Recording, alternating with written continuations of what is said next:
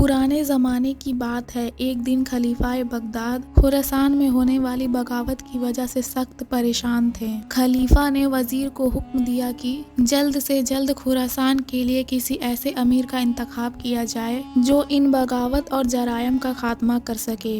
वजीर ने तमाम कबाइल के सरदारों को दावत दी और उनमें से एक सरदार को खुरासान का अमीर मुकर्रर किया। वजीर ने उससे कहा, ऐ सरदार, मैंने तुम्हें खुरासान की हिफाजत के लिए मुंतखब किया है क्योंकि तुम्हारा कबीला और इलाका सबसे ज्यादा महफूज और खुशहाल है। ये साबित करता है कि तुम एक बासलाहियत सरदार हो। मैं उम्मीद करता हूँ कि तुम मेरी तवक्कुआत पर पूरा उतरोगे क्योंकि खलीफा मुझसे बेहतरीन इंतखाब की तवक्को रखते हैं। नए मुंतखब होने वाले अमीर ने वजीर से कहा, मैं आपके एतमाद को ठेस नहीं पहुंचने दूंगा और तमाम बगावत को खत्म करने की कोशिश करूंगा। ये कहने के बाद वह सरदार खुशी खुशी घर वापस आया और अपने मामलात को तरतीब देने लगा। उसके जहन में सबसे पहला ख्याल ये आया कि वो अपने घोड़ों और ऊँटों की हालत देखे। कहत साली की वजह से जानवरों की हालत कुछ अच्छी ना थी। उसने इस मसले का हल निकालने के बारे में सोचना शुरू कर दिया। उस दौर में हुक्मरान, वजीर और अमीर अपने भाइयों और बेटों से खौफजदा रहते थे कि कहीं वह उनसे इक़्तिदार और दौलत छीन ना ले।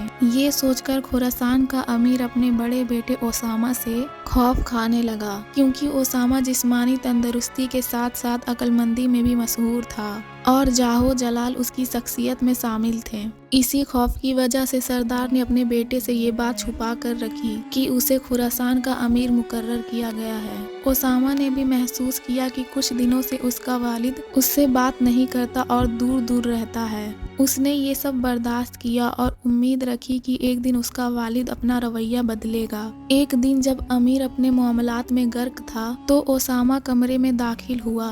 अमीर ने ओसामा को मुखातिब करते हुए कहा, मेरे बेटे ओसामा, मैं एक माह बाद खुरासान के सफर पर निकलूंगा। मेरा सफर बहुत तवील है और जानवरों की हालत कुछ अच्छी नहीं। मैं इन जानवरों की जिम्मेदारी तुम्हारे हवाले करता हूँ। अगर तुम इन्हें अच्छी हालत में वापस लाए तो मैं समझूंगा कि तुम बड़े कामों के लायक हो और मजीद जिम्मेदारियां संभाल सकते हो। ओसामा ने जब अपने वालिद का बदलता रवैया देखा तो बहुत खुश हुआ और वालिद ने जो उसे जिम्मेदारी लगाई उसे पूरा करने के लिए कमर कस ली। अब उसने घोड़ों के लिए अस्तबल तैयार करवाए और काम करने वालों के साथ खुद भी मेहनत करता रहा। उसने खादिमों को सख्त मेहनत करने की हिदायत दी और वादा किया कि अगर उन्होंने जानवरों की अच्छी तरह परवरिश की तो वह उन्हें इनाम देगा।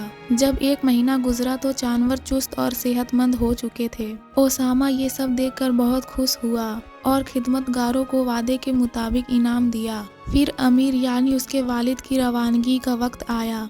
ओसामा अब खुशी खुशी अपने वालिद के पास आया और कहने लगा, अब्बा जान, जानवरों के बारे में आपने जो हुक्म दिया था मैंने उसे पूरा कर दिया है। ओसामा के वालिद ने कहा, मुझे जरा अपने साथ लेकर चलो, मैं खुद देखना चाहता हूँ कि जो तुम कह रहे हो वो सच है कि नहीं। फिर उसने जानवरों पर एक नज़र डाली और देखा कि वह बेहद हसीन और सेहतमंद नजर आ रहे हैं। सरदार के चेहरे पर वो मुस्कुराहट आई जो इसके बेटे ने इससे पहले कभी नहीं देखी थी क्योंकि उसने हमेशा अपने वालिद को गुस्से में ही देखा था। अपने वालिद का ये रवैया देखकर ओसामा सोचने लगा, ये तो शुरुआत है। अगर वालिद मुझे जिम्मेदारियां देते रहे तो मैं उनको अपने और भी करीब कर लूंगा। लेकिन सरदार के दिल में अब भी बेटे का खौफ बाकी था। वह ओसामा से कहने लगा, मेरे बेटे, आओ मैं तुम्हें ऐसी बातें सिखाऊं जो तुम्हें फायदा देगी। अगर तुम देखो कि सुल्तान या वक्त ने तुम्हारे खानदान के किसी फर्द को बुलंद मर्तबा दिया है तो कभी उससे हसद ना करना और ना ही उसके खिलाफ दुश्मनी में वक्त जाया करना, वरना तुम खुद नुकसान उठाओगे और वो अपनी जगह पर कायम रहेगा। मेरे बेटे, ऐसे शख्स के साथ हमेशा ताउन करना, उसका साथ देना ताकि उसकी फजीलत तुम्हारे लिए भी बाइज़े इज्जत बने। अपने वालिद की ये बात सुनकर ओसामा हैरान हो रहा था कि मेरे वालिद मुझ पर गद्दारी या बगावत का सुबह क्यों कर रहे हैं। लेकिन उसने ये नसीहत तवज्जो से सुनी और कहने लगा, वालिद मोहतरम, मैं हमेशा आपकी ये बात याद रखूंगा والد نے خوش ہو کر اسے گلے لگایا اور کہنے لگا میرے ساتھ کام کرنے کے لیے تیار ہو جاؤ کیونکہ وزیر نے مجھے خراسان کا امیر مقرر کیا ہے۔ یہ سن کر اسامہ بہت خوش ہوا۔ اگلی صبح امیر کا قافلہ بغداد سے روانہ ہوا۔ وسیع اور بیابان صحراؤں میں ان کا سفر جاری تھا۔ چلتے چلتے جب قافلہ نہروان کے پل پر پہنچا تو اسامہ کو اپنے والد کی ایک بڑی زمین یاد آئی جو موصل کے علاقے میں واقع تھی۔ اس جگہ سے اسامہ کو بچپن سے ہی ایک خاص لگاؤ تھا۔ اس نے اپنے والد سے کہا اے میرے والد، آپ جانتے ہیں کہ اب میں جوان ہو چکا ہوں اور میرے اخراجات اور ضروریات میں اضافہ ہو چکا ہے۔ اگر آپ نہروان کی یہ زمین مجھے عطا کر دیں تو اس میں کوئی برائی نہ ہوگی۔ یہ سن کر امیر یعنی اس کا والد شدید غصے میں آ گیا۔ اس کا چہرہ سرخ ہو گیا اور بیٹے کو برا بھلا کہنا شروع کر دیا۔ پھر اچانک اس نے اپنی چھڑی نکالی اور بیٹے پر برسانے لگا۔ چھڑی کے ایک زوردار وار سے اسامہ کے چہرے پر ایسی چوٹ آئی کہ اس کا چہرہ ایک سرے سے زخمی ہو گیا۔ اس کو ایسا لگا جیسے اس کے چہرے پر آگ بھڑک اٹھی ہو۔ تمام قافلے والے یہ منظر دیکھ رہے تھے۔ اسامہ اپنے والد کے اس سخت رویے سے بے حد رنجیدہ اور دل برداشتہ ہوا، لیکن اس نے اپنے غصے کو قابو میں رکھا اور دل میں کہنے لگا اس طرح جواب دینے کی کیا ضرورت تھی، مجھے انکار بھی تو کر سکتے تھے، لیکن ان کا تو ارادہ ہی میرے لیے خراب تھا۔ وہ اپنے دل میں میرے لیے نفرت کے سوا کچھ نہیں رکھتے۔ جب قافلہ چلنے کی تیاری کرنے لگا تو اسامہ نے اپنے والد کے ساتھ چلنے سے معذرت کی اور اپنے خادم کے ساتھ کچھ دیر وہیں رکا رہا تاکہ خود کو سنبھال سکے۔ پھر اس نے اپنی سواری کا رخ موڑ کر بغداد واپس جانے کا فیصلہ کیا۔ واپسی کے دوران وہ نہایت افسردہ، دل شکستہ اور چہرے کی تکلیف سے پریشان تھا۔ جب وہ بغداد پہنچا تو فیصلہ کیا کہ وزیر کے پاس جا کر والد کی شکایت کرے اور اپنے چہرے پر موجود نشانات دکھائے۔ گھر پہنچتے ہی اس نے اپنا سامان اتارا اور سیدھا وزیر کی طرف روانہ ہو گیا۔ جیسے ہی وہ وزیر کے گھر کے صحن میں پہنچا تو اسے اپنے والد کی وہ نصیحت یاد آئی، اگر تم دیکھو کہ سلطان یا وقت نے ہمارے خاندان کے کسی فرد کو بلند مرتبہ دیا ہے تو کبھی اس سے حسد نہ کرنا اور نہ ہی اس کے خلاف دشمنی میں وقت ضائع کرنا۔ والد کی نصیحت یاد آتے ہی اسے ندامت ہوئی اور اس نے فیصلہ کیا کہ وہ وزیر کو حقیقت نہیں بتائے گا۔ جب وزیر باہر آیا تو وہ اسامہ کے چہرے پر نشان دیکھ کر حیران ہوا اور پوچھنے لگا اے نوجوان، کیا ہوا؟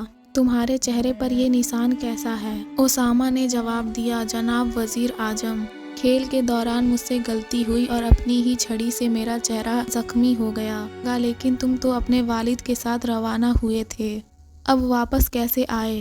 اسامہ نے جواب دیا میں نے اپنے والد کو الوداع کہنے کے لیے کچھ دور تک ساتھ دیا، پھر فاصلہ بڑھنے پر میں واپس گھر کو لوٹ آیا۔ ادھر اسامہ کے والد یعنی خراسان کے نئے امیر کا قافلہ اپنی منزل کی جانب رواں دوا تھا۔ اس کو خبر ملی کہ اسامہ جب واپس لوٹا تو وہ غصے میں تھا اور وزیر سے ملنے کا ارادہ ظاہر کر رہا تھا، تو امیر نے بھی اپنے قافلے کا رخ بغداد کی طرف موڑ دیا۔ اس نے یہ فیصلہ کیا یا تو اپنے بیٹے کو واپس ساتھ لے آئے گا یا اسے گرفتار کرتے ہوئے سبق سکھائے گا۔ جب وہ گھر میں داخل ہوا تو اسے بتایا گیا کہ اسامہ پہلے سے ہی وزیر کی طرف روانہ ہو چکا ہے۔ اس نے شک کیا کہ اس کا بیٹا وزیر کے پاس اس کی شکایت کرنے گیا ہے۔ اب وہ بھی وزیر کے گھر کی طرف چل پڑا اور وہاں پہنچتے ہی اس نے دیکھا کہ وہ دونوں آپس میں بات کر رہے ہیں۔ وہ آگے بڑھا اور وزیر سے کہنے لگا آپ نے بھی میرا مان نہ رکھا اور میری بے توقیری کی، آپ اس نوجوان کی باتوں میں کیسے آ سکتے ہیں؟ اے امیر خراسان، آپ اپنی حد جانیں، یہ سب گیلا مجھ پر کیوں؟ اپنی بات کو واضح کریں اور بتائیں کہ آپ کا مطلب کیا ہے۔ امیر نے جواب دیا یہ میرا بیٹا اسامہ جو آپ کے سامنے کھڑا ہے، اللہ اسے سزا دے، یہ آپ کو اپنے ہی باپ کی شکایت لگا رہا ہے اور آپ بھی سنتے جا رہے ہیں۔ وزیر نے جواب دیا یہ آپ کیا کہہ رہے ہیں؟ اس نے آپ کے بارے میں ابھی کوئی شکایت نہیں کی اور نہ ہی میں نے کبھی اسے آپ کے بارے میں شکایت کرتے سنا۔ اگر اس نے ایسا کیا ہوتا تو یہ میری نظر میں بھی اپنی عزت کو کم کر دیتا۔ یہ سنتے ہی امیر خراسان شرمندہ ہو گیا اور اسے معلوم ہوا کہ اس کے بیٹے نے وزیر سے کوئی شکایت نہیں کی۔ وہ خاموش ہو گیا اور وزیر اس سے کہنے لگا، اے امیر خراسان، مجھے ضرور بتائیں کہ آپ دونوں کے درمیان کیا معاملہ ہوا ہے، کیونکہ آپ نے واپس لوٹنے کی زحمت ضرور کسی بڑے مسئلے کے لیے اٹھائی ہوگی۔ اور اسامہ کے چہرے پر بھی نشان ہے۔ میں نے اس سے پوچھا تو اس نے کہا کھیل کے دوران چوٹ لگی، لیکن معاملہ کچھ اور ہے، مجھے بتائیں کیا بات ہے۔ اب امیر کے پاس کوئی چارہ نہ رہا اور اس نے وزیر کو تمام حقیقت بیان کر دی۔ جب وزیر کو تمام حقیقت معلوم ہوئی تو وہ اپنی جگہ سے اٹھا اور امیر کو غصے سے دیکھ کر بولا، یہ آپ کا اپنے بیٹے اور سب سے بڑی اولاد کے ساتھ رویہ ہے۔ اگر آپ اپنے بیٹے کے ساتھ اتنے بے صبر ہیں تو غیروں کے ساتھ آپ کا رویہ کیسا ہوگا؟ اگر آپ کے بیٹے نے آپ سے کوئی جاگیر مانگ ہی لی تو یہ کون سی انوکھی بات ہوئی؟ امیر خراسان، میرے انتخاب کو غلط ثابت نہ کریں۔ آپ کو چاہیے تھا کہ آپ اپنے بیٹے کو انکار کر دیتے اور یوں سب کے سامنے ذلیل نہ کرتے۔ اپنی جوان اولاد کو یوں لاٹھیوں سے مارنا میرے لیے ناقابل قبول ہے۔ امیر خراسان اب شرمندگی سے وزیر کا غصہ برداشت کر رہا تھا۔ وزیر کا غصہ دیکھتے ہوئے امیر خراسان نے اس سے معافی مانگنا شروع کر دی۔ وزیر نے جواب دیا، مجھے یقین ہے کہ آپ غصے میں بے قابو ہو کر بغداد کی طرف واپس لوٹے ہیں اور اپنی ذمہ داریوں کو ادھورا چھوڑ دیا۔ میں تمہاری معافی قبول نہیں کروں گا جب تک تم اسامہ کو بطور معاوضہ جاگیر دینے کا وعدہ نہ کرو۔ امیر خراسان نے جواب دیا، وزیر کے حکم کی اطاعت اور فرما برداری مجھ پر لازم ہے۔ پھر وزیر نے اسامہ کی طرف رخ کیا اور اس کو کہا کہ اپنے والد سے گلے ملو۔ اسامہ نے بھی فوراً ہی ایسا کیا۔ اس طرح دونوں باپ بیٹا وزیر کی مجلس سے صلح پر راضی ہو کر نکلے۔ باہر نکلتے وقت والد نے بیٹے سے کہا، اے اسامہ، جب تم موصل سے واپس لوٹے تو میں نے سوچا کہ تم میری شکایت کرنے آئے ہو، مگر تم میں اتنا صبر اور فضیلت ہے کہ تم نے میری نصیحت کو ایسی حالت میں بھی یاد رکھا اور اس پر عمل کیا، تو تم بھی مجھ سے کبھی ایسا رویہ نہیں دیکھو گے جو تمہیں دکھ یا تکلیف پہنچائے۔ اسامہ نے ایک مرتبہ پھر اپنے والد کو گلے لگایا اور دونوں ایک ساتھ اپنے گھر واپس آئے۔ والد نے گھر آتے ہی جاگیر اپنے بیٹے کے حوالے کی اور اس پر گواہی بھی دے دی۔ اس کے بعد امیر خراسان ہمیشہ اسامہ کو اپنے ساتھ رکھتا، اس سے مشورے کرتا اور اسے زندگی میں آگے بڑھنے کے گر سکھاتا۔ وقت گزرنے کے ساتھ ساتھ جب اسامہ اپنی قابلیت کے بلبوتے پر ایک سلطان بنا تو صبر کے سلطان کے نام سے مشہور ہوا۔ اگر آپ کو ہماری کہانی پسند آئی تو ویڈیو کو لائک کریں اور بھی ایسی کہانیوں کے لیے ہمارے چینل کو سبسکرائب کریں۔